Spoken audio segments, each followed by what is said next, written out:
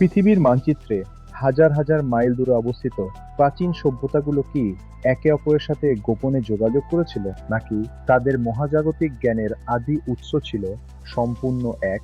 ইতিহাস আমাদের যা শেখায়, সত্য কি তার চেয়েও অনেক বেশি রহস্যময়? পশ্চিম আফ্রিকার দোগন উপজাতি এবং প্রাচীন মেসোপটেমিয়ার সুমেরীয় সভ্যতা, দুটি ভিন্ন মহাদেশ, কিন্তু উপকথা অবিশ্বাস্যভাবে অভিন্ন।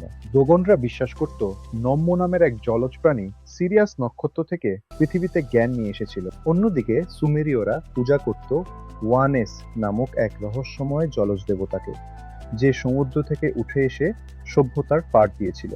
বিস্ময়করভাবে উভয় সভ্যতায় আধুনিক আবিষ্কারের হাজার হাজার বছর আগেই সিরিয়াস নক্ষত্রপুঞ্জের নিখুঁত অবস্থান জানত। কোনো উন্নত দূরবীন ছাড়াই এই জ্যোতির্বিজ্ঞানের অভূতপূর্ব জ্ঞান তারা কিভাবে অর্জন করেছিল, তা আজও এক বিশাল প্রশ্নবোধক চিহ্ন। এবার তাকানো যাক প্রাচীন মিশর এবং মধ্য আমেরিকার অ্যাজটেক সভ্যতার দিকে। ভৌগোলিক সংযোগ না থাকলেও তাদের মৃত্যু পরবর্তী যাত্রার ধারণা হুবহু এক। মিশরের সূর্য দেবতারা যেমন রাতে পাতালপুরীর অন্ধকার নদী পার হতেন রাক্ষসদের সাথে যুদ্ধ করে, তেমনি অ্যাজটেক সূর্য দেবতা টোনাতির প্রতিদিন সূর্যাস্তের পর পাতালের অন্ধকারের সাথে ভয়ঙ্কর যুদ্ধে লিপ্ত হতেন। উভয় সংস্কৃতিতেই পাতালপুরী ছিল আত্মশুদ্ধির এক মহাজাগতিক পরীক্ষা, আর প্রতিদিনের নতুন সূর্য ছিল আলোর পুনর্জন্মের এক অকাট্য প্রতীক। ইউরোপের কেল্টিক এবং আমেরিকার মায়া সভ্যতা উভয় বিশ্বাস করত এক বিশাল মহাজাগতিক বৃক্ষের অস্তিত্বে।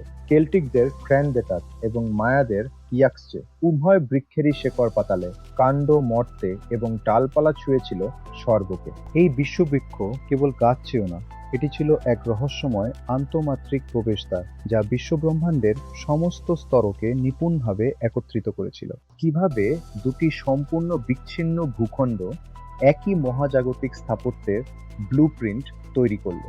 এই অদ্ভুত সমাপতন কি কেবলই মানুষের অবচেতন কল্পনার কাকতালীয় মিল, নাকি এটি প্রমাণ করে যে মানবজাতির উৎপত্তির গভীরে লুকিয়ে আছে এক অভিন্ন মহাজাগতিক বিস্তৃতি, যা কালের গহ্বরে আমরা আজ চিরতরে ভুলে গেছি?